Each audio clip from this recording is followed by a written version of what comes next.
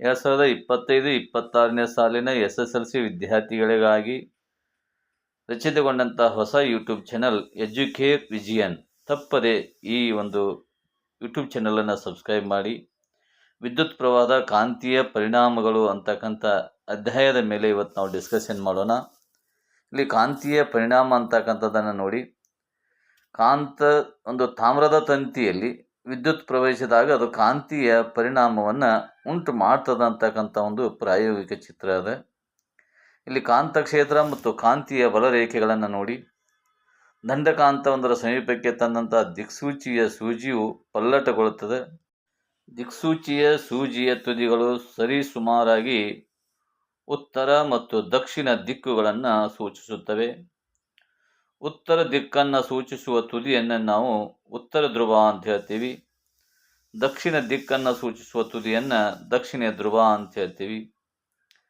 ಸಜಾತಿಯ ಧ್ರುವಗಳು ವಿಕರ್ಷಿಸುತ್ತವೆ, ವಿಜಾತಿಯ ಧ್ರುವಗಳು ಆಕರ್ಷಿಸುತ್ತವೆ. ಅಂದರೆ ಸಜಾತಿಯ ಧ್ರುವಗಳಂದರೆ ಎನ್ ಆಗಿರ್ಬೋದು ಅಥವಾ ಎಸ್ ಆಗಿರ್ಬೋದು. ವಿಜಾತಿಯ ಧ್ರುವಗಳು ಎನ್ ರೇ ಆಗಿರ್ಬೋದು ಅಥವಾ ಎಸ್ ರೇ ಆಗಿರಬಹುದು. ಕಾಂತೀಯ ಬಲ. ಕಾಂತವು ತನ್ನ ಸುತ್ತಲೂ ಇರುವ ಪ್ರದೇಶದಲ್ಲಿ ತನ್ನ ಪ್ರಭಾವವನ್ನು ಬೀರುತ್ತದೆ. ಆದ್ದರಿಂದ ಕಬ್ಬಿಣದ ರಜಗಳು ಬಲವನ್ನು ಅನುಭವಿಸುತ್ತವೆ. ಕಾಂತೀಯ ಬಲರೇಖೆಗಳು. ಕಾಂತಕ್ಷೇತ್ರವು ದಿಕ್ಕು ಮತ್ತು ಪರಿಮಾಣ ಎರಡನ್ನೂ ಹೊಂದಿದ ಪ್ರಮಾಣವಾಗಿದೆ. ಕಾಂತೀಯ ಬಲರೇಖೆಗಳು ಉತ್ತರ ಧ್ರುವದಲ್ಲಿ ಉತ್ಸರ್ಜಿತವಾಗಿ ದಕ್ಷಿಣ ಧ್ರುವದಲ್ಲಿ ವಿಲೀನಗೊಳ್ಳುತ್ತವೆ. ಕಾಂತದ ಒಳಭಾಗದಲ್ಲಿ ಕಾಂತದ ದಕ್ಷಿಣ ಧ್ರುವದಿಂದ ಉತ್ತರ ಧ್ರುವದೆಡೆಗೆ ಕಾಂತೀಯ ಬಲರೇಖೆಗಳು ಇರುತ್ತವೆ.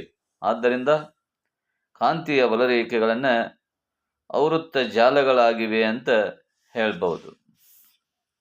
ಕಾಂತೀಯ ಬಲ. ದಂಡಕಾಂತದ ಸುತ್ತಲೂ ಕಾಂತೀಯ ಬಲದ ಪ್ರಭಾವದಿಂದ ಪ್ರದೇಶವನ್ನು ಕಾಂತಕ್ಷೇತ್ರವೆಂದು ಕರೆಯುತ್ತಾರೆ. ಇಲ್ಲಿ ಕಾಂತೀಯ ಬಲರೇಖೆಗಳನ್ನು ನೋಡಿ. ಎನ್ನಿಂದ ಎಸ್ ಕಡೆ ಹೋಗ್ತಕ್ಕಂಥದ್ದು ಕಾಣ್ತಾ ಇದ್ದೀವಿ. ಕಾಂತೀಯ ಬಲರೇಖೆಗಳು.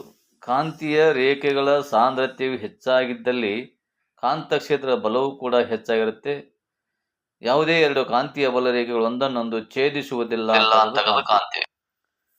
ವಿದ್ಯುತ್ ಪ್ರವಾಹವಿರುವ ವಾಹಕದಿಂದ ಕಾಂತಕ್ಷೇತ್ರ.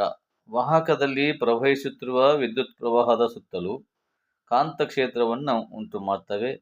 ಜೊತೆಗೆ ವಿದ್ಯುನ್ಮಂಡಲದಲ್ಲಿ ವಿದ್ಯುತ್ ಪ್ರವಾಹ ದಿಕ್ಕು ಬದಲಾದಾಗ ಕಾಂತ ಸೂಜಿಯ ದಿಕ್ಕು ಕೂಡ ಅದರ ವಿರುದ್ಧವಾಗಿರ್ತದ ಅಂತಕ್ಕಂಥದ್ದು ನಾವಿಲ್ಲಿ ಸೂಜಿಕಾಂತದ ಸಹಾಯದಿಂದ ನೋಡ್ತಾ ಇದ್ದೀವಿ. ನಾವೆಲ್ಲ ನೇರವಾದ ವಾಹಕದಲ್ಲಿ ಉಂಟಾದ ಕಾಂತಕ್ಷೇತ್ರ. ಒಂದು ನೇರವಾದ ವಾಹಕ ತಂತಿಯ ಸುತ್ತ ಕಾಂತೀಯ ಬಲರೇಖೆಗಳನ್ನು ಸೂಚಿಸುವ ಏಕಕೇಂದ್ರೀಯ ವೃತ್ತಗಳ ಮಾದರಿ ವೃತ್ತಗಳಲ್ಲಿನ ಬಾಣಗಳು ಬಲರೇಖೆಗಳ ದಿಕ್ಕನ್ನು ತೋರಿಸ್ತಾ ಇದ್ದಾವೆ. ಚಿತ್ರವನ್ನು ತಾವು ಗಮನಿಸಿ. ಡೈರೆಕ್ಷನ್ಸ್ ಆಫ್ ಕರೆಂಟ್ ಇದೆ, ಇಲ್ಲಿ ಡೈರೆಕ್ಷನ್ ಆಫ್ ಮ್ಯಾಗ್ನೆಟಿಕ್ ಫೀಲ್ಡ್ ಇದೆ. ನೇರವಾದ ವಾಹಕದಲ್ಲಿ ಉಂಟಾದ ಕಾಂತಕ್ಷೇತ್ರ. ಇಲ್ಲಿ ಚಿತ್ರವನ್ನು ಗಮನಿಸ್ತಾ ನೋಡಿ. ವಿದ್ಯುತ್ ಪ್ರವಾಹವು ಹೆಚ್ಚಾದರೆ ವಿಚಲನೆಯೂ ಕೂಡ ಹೆಚ್ಚಾಗತ್ತೆ.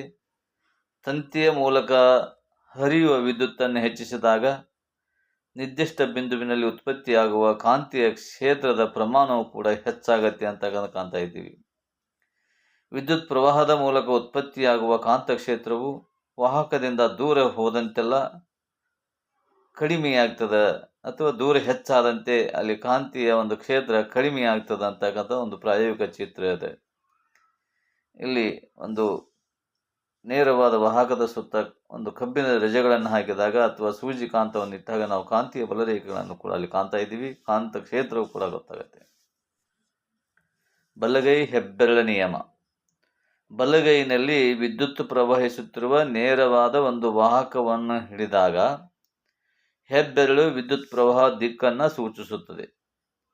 ಕಾಂತಕ್ಷೇತ್ರದ ಕಾಂತೀಯ ಬಲರೇಖೆಗಳ ದಿಕ್ಕಿನಲ್ಲಿ ವಾಹಕದ ಸುತ್ತಲೂ ನಮ್ಮ ಬೆರಳುಗಳು ಸುತ್ತಿಕೊಂಡಿರ್ತವೆ ಅಂತಕ್ಕಂಥದ್ದನ್ನು ಈ ಚಿತ್ರದ ಮೂಲಕ ತಾವು ಗಮನಿಸ್ತಾ ಇದ್ದೀರ.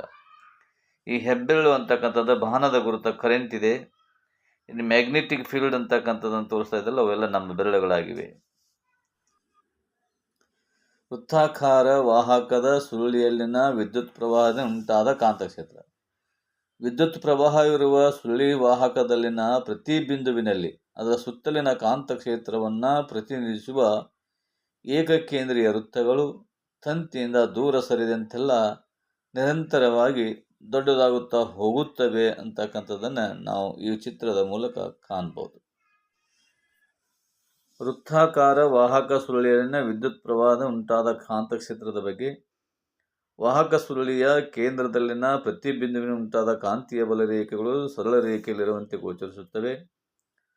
ಸುರುಳಿಯು n ಸುತ್ತುಗಳನ್ನು ಹೊಂದಿದ್ದರೆ ಅದರ ಕಾಂತಕ್ಷೇತ್ರವು ಸುರುಳಿಯ ಒಂದು ಸುತ್ತಿನಿಂದ ಉಂಟಾದ ಕಾಂತಕ್ಷೇತ್ರಕ್ಕಿಂತ n ಅಧಿಕವಾಗಿರುತ್ತವೆ ಅಂತಕ್ಕಂಥ ಕೂಡ ನಾವು ಇಲ್ಲಿ ಗಮನಿಸಬೇಕಾಗತ್ತೆ. ಸೊಲೆನಾಯ್ಡ್ನಲ್ಲಿ ವಿದ್ಯುತ್ ಪ್ರವಾಹದಿಂದ ಉಂಟಾದ ಕಾಂತಕ್ಷೇತ್ರ. ಇಲ್ಲಿ ಸೊಲೆನಾಯ್ಡ್ ಎಂದರೆ ಏನು ಅಂತ ನೋಡ್ಬೇಕಾಗಿದೆ. ಅವಾಹಕ ಹೊದಿಕೆ ಅಂದರೆ ಇನ್ಸುಲೇಟೆಡ್ ಅಂತೀವಲ್ಲ, ಅಂತ ಒಂದು ಹೊದಿಕೆ ಇರುವ ತಾಮ್ರದ ತಂತಿಯ ಅನೇಕ ಸುರುಳಿಗಳನ್ನು ಒತ್ತೊತ್ತಾಗಿ ಸುತ್ತಿರುವ ಸಿಲಿಂಡರ್ ಆಕಾರಕ್ಕೆ ನಾವೇಂತೀವಿ ಸೊಲೆನಾಯ್ಡ್ ಅಂತ ಹೇಳ್ತೀವಿ. ಇದು ಒಂದು ಸಿಲಿಂಡರ್ ಆಕಾರ ಇದೆ. ಇದರ ಮೇಲೆ ತಾಮ್ರದ ತಂತಿಗಳನ್ನು ಒತ್ತೊತ್ತಾಗಿ ಸುತ್ತಿರ್ತಕ್ಕಂಥ ಒಂದು ಚಿತ್ರವನ್ನು ಸೊಲೆನಾಯ್ಡ್ ಅಂತೀವಿ. ಈಗ ಸೊಲೆನಾಯ್ಡ್ನಲ್ಲಿ ವಿದ್ಯುತ್ ಪ್ರವಾಹದಿಂದ ಉಂಟಾದ ಕಾಂತಕ್ಷೇತ್ರ ಬಗ್ಗೆ ತಿಳಿದುಕೊಳ್ಳೋಣ. ಸೊಲೆನಾಯ್ಡ್ನ ಒಂದು ತುದಿಯು ಕಾಂತದ ಉತ್ತರ ಧ್ರುವದಂತೆ ವರ್ತಿಸಿದರೆ ಮತ್ತೊಂದು ತುದಿಯು ದಕ್ಷಿಣ ಧ್ರುವದಂತೆ ವರ್ತಿಸುತ್ತದೆ. ಸೊಲೆನಾಯ್ಡ್ನ ಒಳಭಾಗದ ಪ್ರತಿಬಿಂದುವಿನಲ್ಲಿಯೂ ಕೂಡ ಕಾಂತಕ್ಷೇತ್ರವು ಸಮನಾಗಿರುತ್ತದೆ. ಹೆಚ್ಚು ಕಾಂತಕ್ಷೇತ್ರ ಹೊಂದಿರುವ ಸೊಲೆನಾಯ್ಡ್ನ ಒಳಭಾಗದಲ್ಲಿ ಒಂದು ಕಾಂತೀಯ ವಸ್ತು ಮೆದು ಕಬ್ಬಿಣದ ತುಂಡನ್ನು ಇರಿಸಿ ಕಾಂತವನ್ನಾಗಿಸಲು ಉಪಯೋಗಿಸಬಹುದು. ಈ ರೀತಿ ಉಂಟಾದ ಕಾಂತಕ್ಕೆ ನಾವು ವಿದ್ಯುತ್ ಕಾಂತ ಅಂತ ಕರಿತೀವಿ. ಕಾಂತಕ್ಷೇತ್ರದಲ್ಲಿ ವಿದ್ಯುತ್ ಪ್ರವಾಹವಿರುವ ವಾಹಕದ ಮೇಲಿನ ಬಲದ ಪ್ರಾಯೋಗಿಕ ಚಿತ್ರವನ್ನು ಸುಮಾರು ಸಾರಿ ಪರೀಕ್ಷೆಗಳಲ್ಲಿ ಕೇಳಿದುಂಟು. ಹೀಗಾಗಿ ವಿದ್ಯುತ್ ಪ್ರವಾಹವಿರುವ ವಾಹಕ ತಂತಿಯ ಸುತ್ತಲೂ ಕಾಂತಕ್ಷೇತ್ರವಿರುತ್ತದೆ ಅಂತ ಗೊತ್ತದೆ. ಕಾಂತಕ್ಷೇತ್ರವು ವಾಹಕ್ಕೆ ಹೊಂದಿಕೊಂಡಿರುವ ಕಾಂತದ ಮೇಲೆ ಬಲವನ್ನು ಪ್ರಯೋಗ ಮಾಡ್ತದೆ ಅಂತಕ್ಕಂಥ ಈ ಚಿತ್ರ ಮೂಲಕ ಗೊತ್ತಾಗ್ತಾ ಇದೆ. ಕಾಂತವು ಸಹ ವಿದ್ಯುತ್ ಪ್ರವಾಹ ಇರುವ ವಾಹಕದ ಮೇಲೆ ಸಮನಾದ ಮತ್ತು ವಿರುದ್ಧವಾದ ಬಲವನ್ನು ಪ್ರಯೋಗಿಸುತ್ತದೆ ಅಂತಕ್ಕಂಥದ್ದು ಈ ಚಿತ್ರದ ಮೂಲಕ ನಮಗೆಲ್ಲ ಗೊತ್ತಾಗ್ತಾ ಇದೆ.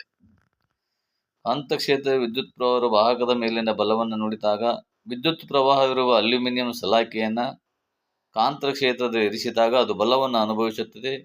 ಹಾಗೂ ವಾಹಕದ ಮೂಲಕ ಪ್ರವೇಶಿಸುವ ವಿದ್ಯುತ್ ಪ್ರವಾಹವನ್ನು ವ್ಯತಿರಿಕ್ತಗೊಳಿಸಿದಾಗ ಬಲದ ದಿಕ್ಕು ಕೂಡ ವ್ಯತಿರಿಕ್ತವಾಗ್ತದೆ.